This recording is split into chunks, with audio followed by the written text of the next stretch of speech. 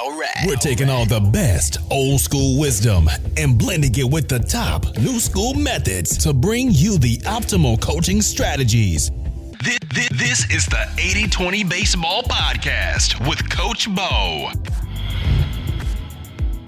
Welcome, coaches, parents, players, 80-20 baseball community. Welcome to this week's episode. I am fired up to be here. It is always fun to talk shop, to talk baseball, and it's even more fun when I know this stuff's going to work for all of you. Later in the episode, I will get into the top coaching tweets of the month. Again, I know not everybody's a fan of Twitter, but I do think it's a great platform for baseball coaching, that community, a lot of good advice, and a lot of good links and sharing of articles and programs and things like that I go through every day. I vet, I curate, and I bring to you if I feel it is something that could help all of you. So we'll get into that in a little bit. I want to first hit on something from last week. I shared out a pitching drill, a pitching accuracy drill that scales. And if you didn't listen to that or last week's episode, I discussed a drill where you had all your pitchers, say you have all your players, 12 of them, let's say, throwing at the same time, working on their accuracy, using either a wall, like a racquetball court wall, or a wall that's not going to get damaged from baseballs, or the fence around your field. I do understand that pepper, in other words, hitting baseballs like off a tee or soft toss into a fence, can damage the fence. And I did get an email, and you know who you are, a great listener, emailed me and said, "Hey, Coach Bo, I pulled out that drill right away, but the field czar, probably somebody who is on the board of the league or whatnot, came over and said, hey, you can't do that. You're going to damage the fence." Now, I've never been told no on this drill, but I think that the idea of throwing or hitting something into a fence, I think they group it together. And when I look at it, when I see a 9U or a 10U in this case, team throwing from 45, 50 feet away, because you don't have to put the fence, you don't have to put the pitchers back from the fence exactly where the plate's going to be. You could put it back where the catcher's glove's going to be, which is typically 4 or 5 feet behind home plate. So if it's a 45-foot mound, you're looking, 48, 49, 50 feet. The 50-foot distance on the mound is probably going to push it back, or is going to push it back 53, 54, 55 feet to that glove. Of course, the catcher's glove, we're trying to get the catcher as close to the pitcher as we can, but the hitter's bat and their swing will dictate how much those catchers can move up. With that said, a pitcher, 9U, 8U, a thrower, a player throwing at 7U, 10U, even 11U, 12U, I don't think that can damage a decent fence throwing from that distance, but each fence is different and each pitcher is different and every league is a little different. So if you do it and somebody says, hey, you can't do it, there are definitely some workarounds. One, the wall. Racquetball courts or cinder block walls or the side of a gym, walls of any sort that can withstand a baseball being thrown at it are excellent. I do recommend not using nice baseballs. In fact, you only need to use one baseball per pitcher for this. Will it start to deaden the ball a little bit? Sure, but it's not going to affect it that much in terms of throwing. It might flatten the seams out a little bit, but overall, it's not going to affect the authenticity from the pitcher handling the ball, their grip, etc. But one thing that's really nice is it will work on getting the ball, or it will speed up the ball coming back to them. If it's set up right, the ball will bounce back, and if thrown accurately, the ball will bounce back in their direction and even give them some extra reps of ground balls, albeit not the fastest or hardest of ground balls probably coming back at that distance. Now, if you're throwing it off the wall and you're up close, sure, you can really get into some high-speed ground balls coming back to a player, but that's not what we are discussing here. Another thing I was thinking about, and I mentioned this to the listener, and before I dive into this workaround that could or may not work, I've never tested it, but I thought about this. I was thinking about how could you use, say, the same fence if somebody in your league is saying, hey, you can't throw into the fence. I don't see a problem with it. Definitely for like 8, 9U, 10U. I just don't see the fence getting damaged, but maybe the fence, it just depends. I mean, maybe it's a cheap fence, or maybe you got a kid who throws really hard or whatnot. So I don't see how it could damage it too much. And I do think the advantage of getting pitchers to build on their arm strength, to do flat ground work, to build up their arm strength at scale is definitely beneficial. And if you have to replace that fence after 5 or 10 years rather than after, 7, 8, or 15 years, I think it's maybe worth it. But nevertheless, I'm not a fence construction expert or fence durability expert by any means, although I haven't seen any fence damage done when I've done this with players below high school age. So I do think that you could take the last episode and the example of scaling a pitching accuracy drill or scaling drills, and you can extrapolate the knowledge from that, or the thought, the paradigm from what I was sharing out to help shape your paradigm towards how to look for other areas to scale. You all see, here's how I come at this. I come at this like you're all very smart. You're all really bright, intelligent people. And this is my kind of MO is here is the paradigm. Here are some examples, but by giving you the paradigm, by giving you the template, the blueprint, and then sharing some examples of what that's going to look like. And I think there's some that just flat out are gold. And when I come to giving some like my ground ball drill that I give out in the webinar in the fall, the team throwing routine that I've shared out in the webinar, which I will be putting into courses. I'm working on the back end here on the back end to put some courses together, some really good courses that I don't want to call them crash courses, but they will be courses. They will be coaching courses that will push forward and expedite the learning curve. They're going to have more in depth. There's going to be obviously more visual than you can have on a podcast. This is an audio format, of course, right? So there's going to be a lot of that. So I'm working on that on the back end to put together some high quality courses that have a lot of these drills, some of my gold drills. This one right here, the pitching accuracy drill. This is one that I've used. I've had success with it. Never had anybody tell me I couldn't do it, probably because the league president wasn't always out there checking everything out, helicopter board membering it. Nonetheless, I'm not saying what they said or didn't say was wrong. I've just never run into any issues. So I share out that drill. That one can be changed around. There's the wall version is ideal, but here's one of the challenges using a wall. If you're using a wall, typically the wall is not set up where there's a grass or dirt area in front of it for enough of your players at the right distance from the wall so as to allow the players to keep their cleats / spikes on. They would have to put on their tennis shoes. And maybe you do this at the end of practice. This is the last thing you do. It's not always a bad idea to do pitching at the end. There's two sides to this argument of should I do the pitching at the beginning because of the arm health and arm care, or should I do it at the end? I can understand both sides of it. I prefer pitchers and teams run their pitching towards the end. And when you do a mass scale or the whole team pitching at the same time drill, it works really well at the end. Obviously, if you're running one off or two off, also known as double barrel bullpens or 3 at a time bullpens, those are hard to facilitate during practice because you're having to snag catchers or coaches out to catch. It makes it a little more challenging. So that's why I got into this pitching at scale, accuracy at scale drill. But like I said, some coaches like to do it at the beginning because they want to just get their arms dialed in early while their arms are fresh. They want their pitching to be done with fresh legs to be done. And that's really the biggest, probably the best argument is at the beginning of practice. Obviously, after they've warmed up, after the players have gone through their throwing routine, after they've done their dynamic warm-up routine, that should always be first and foremost. But then getting into the pitching drill right after that, a good argument could be made, hey, my pitcher's legs are fresh at that time. And I truly believe if you want to limit and reduce arm injuries, a big part of that is leg strength, leg mobility, leg stamina, weak legs, tired legs. That's the start of the kinetic chain. The kinetic chain, if you're not familiar with that, we've broken it down here. It starts with the front foot, the stride leg. So for a right-handed pitcher, his left leg striding out, hitting the ground. That's really when it starts in terms of pushing the, now obviously there's the leg lift and the momentum going forward. That's a huge part of it. But when that front leg strikes the ground and it plants, then everything comes back up through from the foot, through the leg, of course, the lower leg, upper leg, the hips, through the core, out through the shoulders and out to the fingertips at ball release. So you could say if the foundation is tired or it's fatigued, then the rest of the kinetic chain is at jeopardy and could lead to more injuries. And I agree. I think that definitely can happen. Although with 9U, 10U players, I think it's more likely that it's going to be a mechanic issue or an overthrowing, too many pitches, too often, not enough rest problem. I don't think it's going to probably be a leg fatigue like 7, 8, 9, 10, 11U, 12U. I feel like those kids are going to be all right. They're not working day jobs all day. They're not working out there construction and then having to go out there and then pitch in the afternoon. With that said, just something to consider. I do think it's a valid argument. I prefer doing it at the end because I want my pitchers to not have to go through a throwing drill, repetitions of pitching, make a bunch of pitches. Obviously, you'd like to make as many pitches as they can make in a healthy format. That may be 30 pitches in that practice, in that drill or that bullpen, and maybe 40 pitches, and maybe 20. You want to maximize those pitches. It may be 50 if they're built up and they're not going to pitch for a while. They haven't pitched for a while. Maybe they do 50. You want to build up the arm strength. You don't want to shy away from that, but you also want to consider volume and things like that. Now, I like that to happen. I like these pitching drills to happen towards the end because I don't want to fatigue the arm nor the legs and then have them go out and make some crazy throw from the outfield or some crazy throw from shortstop. So I prefer to do it at the end so they don't actually fatigue those pitching arms or their arm in general. Again, again, you could go both ways with this, but the tennis shoes, throwing the tennis shoes on should happen quick. You could go back and forth if you needed to, and you wanted to use some blacktop and a wall, or if you're lucky enough, you have a wall you can throw at that has grass or dirt at the right distance and enough of it to get all your players throwing at one time. If you do it at the end, the players just transition into their tennis shoes or their turfs, and then the team completes the drill and goes on their way. They leave practice, go home. So you could do it that way. I don't think it should matter too much. It might shave off a couple minutes if you did the tennis shoes at the end or not. Now, some of you might be saying, Coach Bo, I coach in Florida. I coach in California. These kids are rolling out of there with flip-flops and sandals. Okay, well then it's not going to work so great. But I'm trying to share out options, and I think it's going to look different for everybody because the fields, the facilities, the equipment, the amount of coaches, the amount of players, the age of players, the experience level, that's all going to factor in. But I just want to share with you some ideas, some solutions. Now, if you have the fence, I have not tried this out, but I'm thinking this would actually work better than just putting up targets on the fence with, say, that bright colored duct tape that I mentioned last week. I did mention I do think having targets to throw at is very important. I think aim small, miss small with your targets. I think having multiple targets. Last week, I mentioned the 4 targets that I would tape up to the fence for the pitchers to aim at, to throw at. Here's another way that you could do it that would cost you about the team $90. You could probably split the cost amongst all the players. So each player pitches in $8 to $10. Each family pitches in $8 to $10, and you go and get 2 10 by 20 foot tarps. Heavy duty tarps. They're on Amazon right now, 4.5-star rating, 10 by 20s for under $50. You could get 2 for about $95. You get 2 of them and they're white. And then you could, and this would save a lot of time. This would get you into your drill faster and save your coaches and your parents time from having to put up the targets every week. You could put the tarps up the first time. So you get 40 feet of tarp. You could space out the 2 tarps a couple feet because that would just inherently be the gap between the middle sets of pitchers, if you kind of follow me on that. So you got 40 feet. You actually really have about 45 feet of length. And if kids are spread out, 4 or 5 feet apart, you could almost get the whole team in there, and you could make the targets permanent on those tarps. Those tarps could be used. You just fold them up. It should easily go in the back of a car, fold them up nice. And the targets, the taped targets, you could even do some kind of scoring system with the targets, with the tape. Maybe you have them at home, you spread out the tarps. Ideally, all you have to do is measure from the ground up how high you want those targets to be. So typically it's the hitters at that level, their kneecaps, and then you would take 17 inches, the plate width, and work the corners, work the middle, and then work that upper part, which would probably be your average player at that level, the average hitter, right about the top of the strike zone, the very top, maybe an inch or 2 above that. And you could have the targets set. So all you do is go out to the field and you just flip the tarps over the fence. Now here's the thing, you'd stake them down, or you could just do a quick tie, but you could just unfold them, have the kids all help, boom, boom, boom, flip them over the fence. The targets would already be set. They would already have been taped. The duct tape would have already been taped exactly where you need it. Flip them over the fence and your targets are ready to go. Now, you might say, Coach Bo, and this is where I'm not 100% sure on how it's going to hold up every type of fence, but that should help save the fence from getting beat up on the surface. Now, in terms of getting it pushed back or dented, you see kind of that where it gets pushed back and it starts getting dented in, the fence starts to kind of concave a little. I think if you were to stake the edges or where the holes in the tarp are going,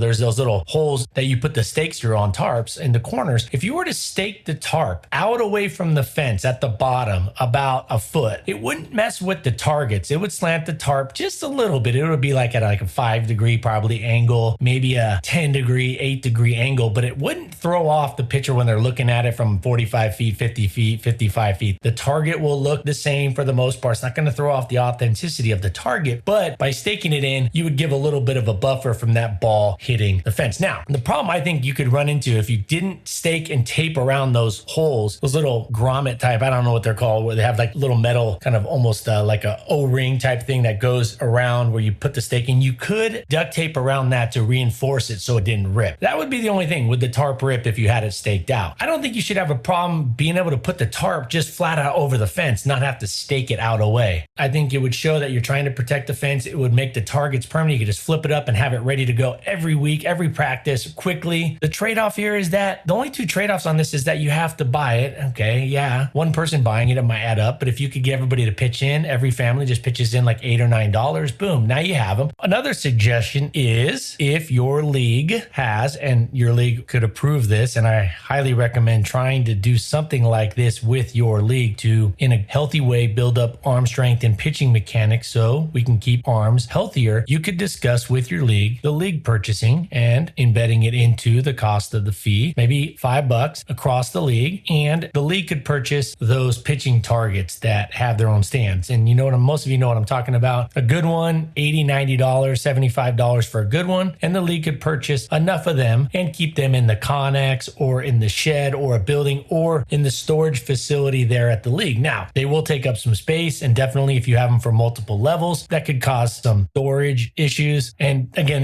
would be like a last resort, but you may throw it out there. Say, hey, what if we bought for all the 10U teams, we bought this, if the 10U all share the same field area fields, this would work.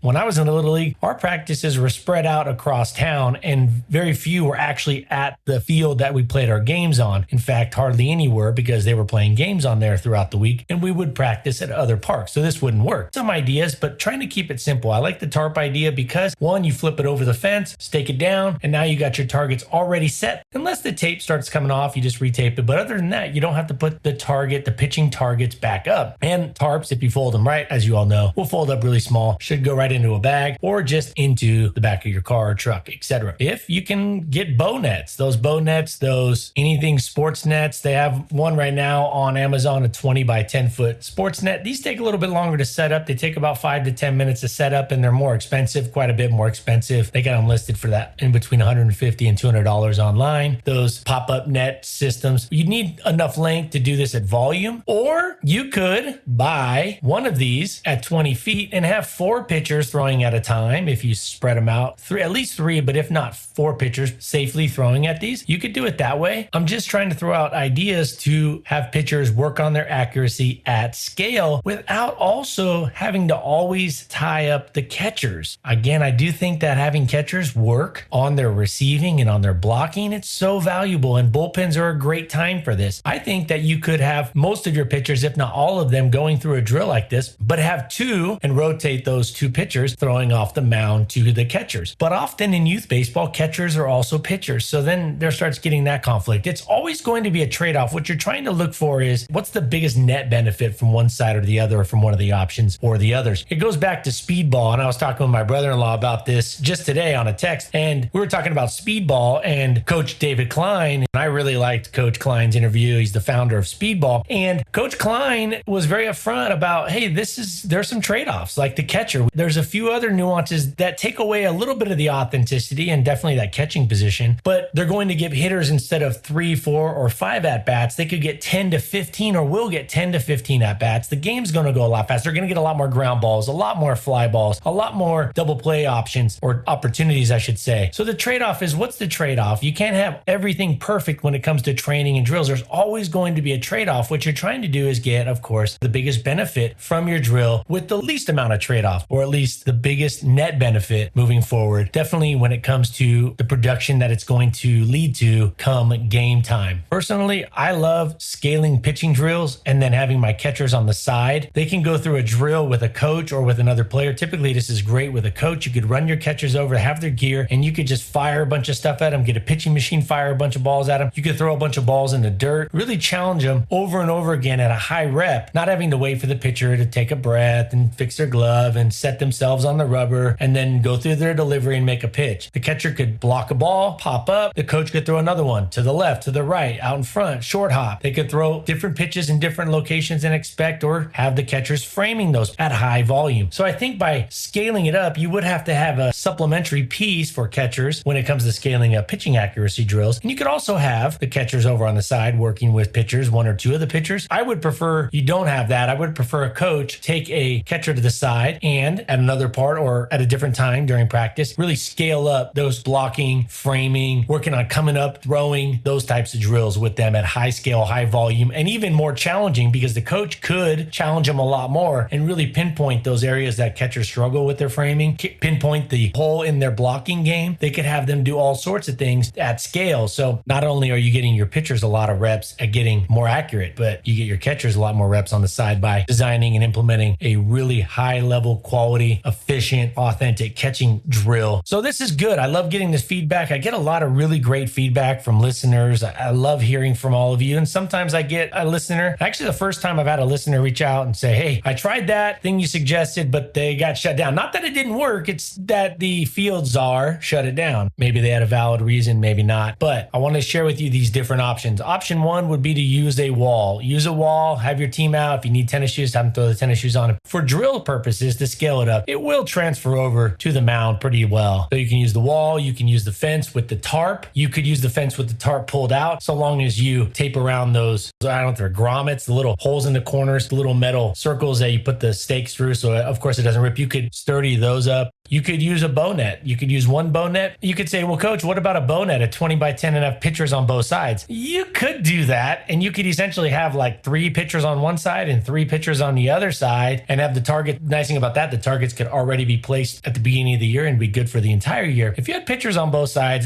that's a little tough because I know 10 feet seems like a lot, but all it takes is one ball to go over. Maybe you do it. Maybe it just toughens up the focus of your pitchers. I'm just saying you got a 8U pitcher, you might airmail one. And I wouldn't want my pitchers working on their pitching, working on specifics, their delivery, trying to get better at pitching, their pre-pitch routine, their in-between pitch routine, working on all that, and then having to pretty much keep their eyes open on the teammates on the other side of the net, because all it takes is one to the face, one to the nose to ruin the day, to ruin the week, maybe to ruin the season, or maybe that kid doesn't want to play again because he got smoked in the face. So I'm not saying you shouldn't. 10 feet's pretty high. That's pretty bad throw. But an interesting fact that I wanted to share with you about pitch velocity, pitching velocity, the average pitch at release, velocity at release, the decline or the decrease in velocity when it hits the plate, or when it crosses the plate, I should say, is about a 10% decrease on average. So the average pitch decreases about 10% in velocity from the time it's released to the time it hits the plate. Most radar gun readings are done with the pitch coming out of the hand. They measure the pitch speed right after release. Every radar gun's a little different, but most of them get the pitch right out of release. So if, for example, if you have a 9U pitcher that's throwing 50 miles an hour or whatever, then when it gets to the plate,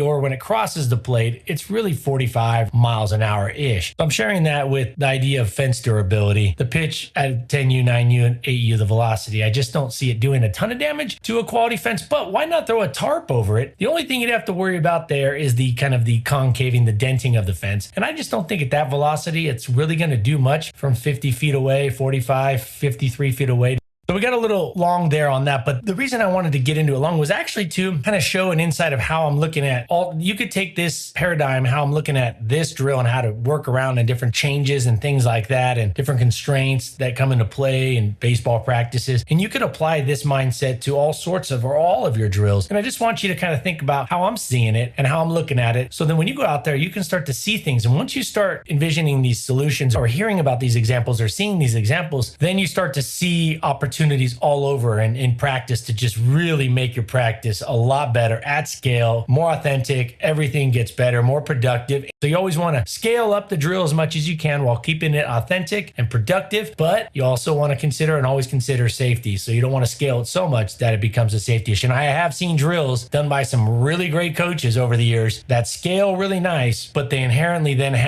these drills have embedded a very high level, or should I say, a big time safety concern or issues, and that's not worth it. Don't do it. With that said, we can't make baseball completely unsafe. We can't make life completely unsafe. We can't bubble wrap our kids. There's always going to be a risk in anything. You get out of bed in the morning, there's a risk. We're not trying to take out all the risks. We're just trying to mitigate it as much as we can while scaling it and really taking out those big risks, like kids getting hit by a baseball or a bat in the face or in the head region. All right, now for the baseball tweets of the month. I'm going to start off. I got to go. This is biased, but Garrett Mitchell, he is on the Milwaukee Brewers now. He just got called up for his major league debut. Came through with a clutch go-ahead single. I believe it was a 2 RBI single. Yeah, 2 RBI single. Now, I'm not sharing that with you because of the Brewers and all you Brewers fans out there. This tweet that I saw from the Brewers and from a lot of different places, Garrett Mitchell making his debut, having success early on, and he made it up pretty quick because I think he was just drafted like 2 years ago, barely 2 years ago out of UCLA. He's a type 1 diabetic. I am a type 1 diabetic. I was diagnosed at 14 years old. It's a big deal, and it affects everything in life. Every day, it's a 24/7 condition. It's a 24-hour day, 7-day a week, 365, 366 on those leap year condition. There is no cure. It's a lot better now to control it with pumps and things like that than back when I got diagnosed in 95. But nonetheless, it is a very difficult condition. It's a very difficult thing to manage. In fact, I lost a student a few years ago who died from it because she just didn't want to take care of it. This is a high school student, just didn't want to take care of it. Just said it's just too much work. It's really sad. And so to see the success of somebody who's type 1 diabetic who has this condition, which I think doesn't get enough attention for the severity and the difficulty of managing it, much less playing professional sports or youth sports. It is a very big deal. And I'm sharing this because I think if you have, or I truly believe if you have players that have certain conditions, whether it's diabetes or other things, other ailments or other things you're going through in life, by sharing the success of players, particularly Major League, particularly these players they're going to see on TV or read about online or see online, use those and share with those examples of the success those players are having. It will resonate big time. One of the biggest things that happened to me when I got diagnosed and I was sitting in that Kaiser hospital back in 1995, looking out that window at the practice field, which was outside of my 7th-story Kaiser hospital window, my youth baseball team was practicing. My dad was running the practice and he'd come over after and visit in the hospital. I would look out there, and the thing that really motivated me the most was my mom saying, hey, there's a lot of major league players, there's a lot of professional athletes that have diabetes. It shouldn't stop you. In fact, she didn't just stop there. She bought me books. She would point out all the diabetics that were out there, and that motivated me, knowing there was hope that I could continue living the life that I wanted to and continue playing baseball.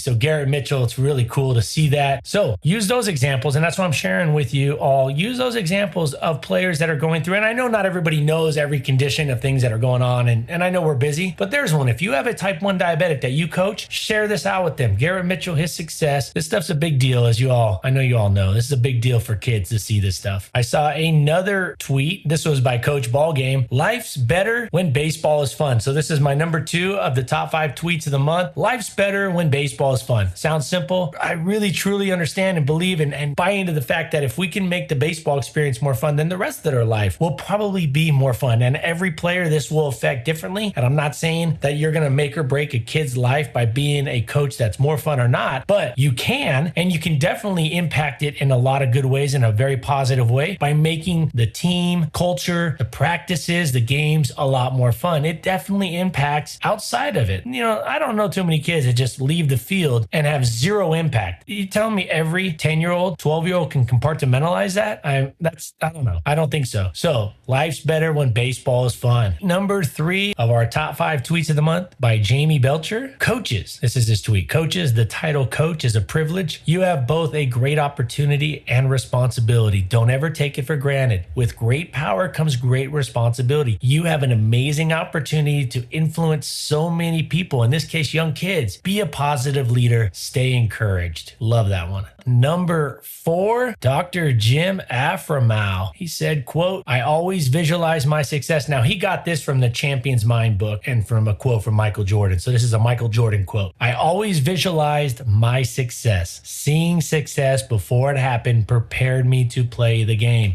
If you haven't listened to it already, go back. There's an episode a long time ago where I share out a plan that you can use. It's literally a 2-minute pregame plan that you could use and should use with all your players in the dugout right before the game, all of them at the same time, visualizing success. There's a blueprint. There is a script that you can follow. Michael Jordan, one of the greatest ever, said, I always visualize my success. Seeing success before it happened prepared me to play the game. Get your players to see success before it happens, because I guarantee the one thing that most players are seeing or visualizing before the game might be that they're going to fail, or they visualize or they tell themselves, don't fail, don't strike out, don't make an error, don't look bad in front of my friend, don't look bad in front of my parent, right? So let's flip the script on that and let them visualize, or get them to visualize success and see the success, visualize it before a game starts. And tweet number 5 of the top 5 tweets of the month. When I'm training, this comes from Tommy Hansen, who's a strength and conditioning coach. He said, when I'm training athletes, I have 3 primary goals for every session. This is the 80-20 here for him. Did they laugh? Did they smile? Did they compete against one another?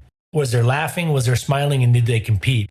If you can get players to compete, and if you set your drills up, you set your practices up, there's gamification, there's competitions, they like that. But do they also smile? Do they laugh? That comes with praise and an environment where failure is not chastised. It's promoted as something of a positive, something of a building block. Did they laugh? Did they smile? Did they compete against one another? I really, really like how that quote boils it down to those 3 main things. Of course, there are other things, but are they laughing? Are they smiling? And are they competing? Those are good indications. Those are things that you should measure and can measure. Do you see competitions going on? Are they smiling? Are they laughing? Are they having fun? Not goofing around. Are they smiling? Are they competing? And are they playing without tension in their muscles? Are they competing and playing light on their feet? Are they light? Are they tense? You don't want players that are tense, but you want them to compete. You want them to be playing free, but compete. Compete with a kind of a freeing feeling. Players that play without tension, without worry of making a mistake and how they're going to get yelled at. If they play tension free and they can play free and they compete and they're competitive, sky's the limit. All right, I got 2 bonus tweets. There is just too much good tweetage out there for me to just stop at 5. I got 2 more. This one is awesome right here. It's a great reminder that we all need. This is coaches. Ryan Spilbor, who actually played against in college, played in the major leagues. Ryan Spilbor, his quote was, "Need more umpires, and we need to treat them all better too." Let's just treat the umpires better. They're human beings. Treat it like you would your friend. Imagine it's a good friend of yours. How would you talk to them? We need more umpires, he's saying, and we need to treat them all better. And last but not least, this was from Phil Young. Roll Tide number 18, retweeted by Phil Young. Nick Saban is still the GOAT. And the quote from Nick Saban that was here on this tweet is, "We're not going to talk about what we're going to accomplish. We're going to talk about how we're going to do it." I'm going to throw in something here. I do think that they talk about what they're trying to accomplish. You got to have a goal. You got to have the result you're trying to get. What's the result you're trying to get? And then spend most of your time talking about how you're going to do it. So I get where he's coming from, but I do think it's important. You have to talk about what you're trying to accomplish. You can't just always talk about the process. You have to measure the results. You have to have something that you're aiming for, whether you talk about it, have it posted, or top of mind, and then spend most of your time talking about how we're going to go about doing it. Love that quote. 80/20 baseball coaching community. Reach out, share with me your success, your questions. Reach out, Coach Bo at 8020baseball.com. Go over to 8020baseball.com. There's a ton more information, strategies, tips over there. Get your free drill design guide that's over there ready. You'll get it emailed to you right away. That's on the website. You can follow me on Twitter, 80208020_baseball. And until next week, take care of your health, take care of yourself, take care of your health so you can take care of your family, so you can be there for them, so you can be there for your good, close friends, and get your sleep. Take care of yourself so you can be the best coach, so you can go out there with energy, so you can go out there with a good attitude, so you can help make the baseball community. You will make the baseball community, the youth baseball community, a much better place, a much better environment. It starts with the leadership, it starts with the coaches, it starts there, but before that, it starts with us taking care of ourselves so we can be the best coaches, the best leaders. So with that in mind, I'll see everybody back here next Tuesday when the next episode comes out. And until then, adios. This has been the 80/20 Baseball Masterclass. Take it to the field.